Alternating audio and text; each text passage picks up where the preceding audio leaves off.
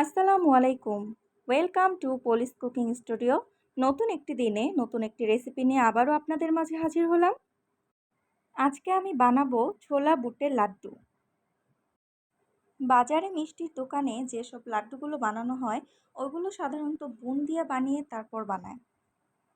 কিন্তু আমি এসব ঝামেলা ছাড়াই কিভাবে ঝটপট এই লাড্ডুগুলো বানিয়েছি সেটি আপনাদের সাথে শেয়ার করছি। প্রথমে ছোলা বুটগুলোকে খুব ভালোভাবে পানি দিয়ে ওয়াশ করে একটা প্যানে ঘি দিয়ে ভেজে নেব। প্রতিবারের মতো আজকেও বলছি, আমার ভিডিওটি যদি আপনাদের কাছে ভালো লেগে থাকে তাহলে প্লিজ লাইক, কমেন্ট, শেয়ার এবং সাবস্ক্রাইব করে আমার পাশে থাকবেন। আর বেল বাটনটি ক্লিক করে অল অপশন সিলেক্ট করে দিবেন যাতে আমার ভিডিও দেওয়ার সাথে সাথেই আপনাদের কাছে পৌঁছে যায়। আর অলরেডি যারা কাজটি করেছেন তাদেরকে অসংখ্য ধন্যবাদ।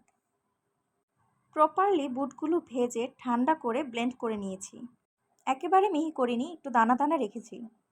এবার একটা প্যানে চিনি দিয়েছি পানি, কালারের জন্য দিয়েছি ফুড কালার,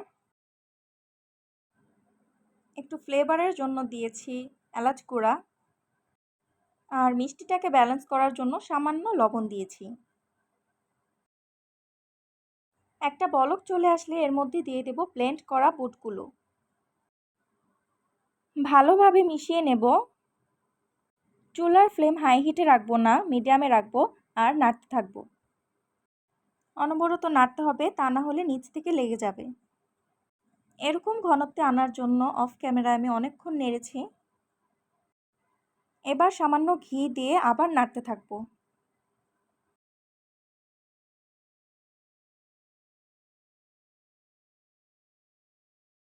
এ পর্যায়ে চলে আসলে নামিয়ে ফেলবো।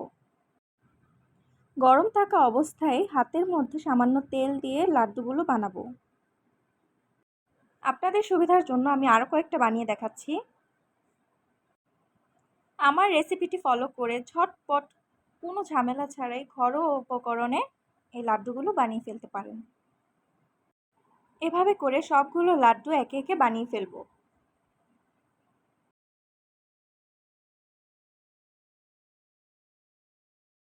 এই তো সবগুলো লাড্ডু বানানো হয়ে গেছে।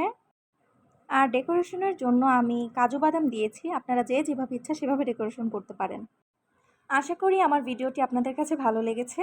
আর পুরো ভিডিওটিতে আমার সাথে থাকার জন্য আপনাদেরকে অসংখ্য ধন্যবাদ। আসসালামু আলাইকুম।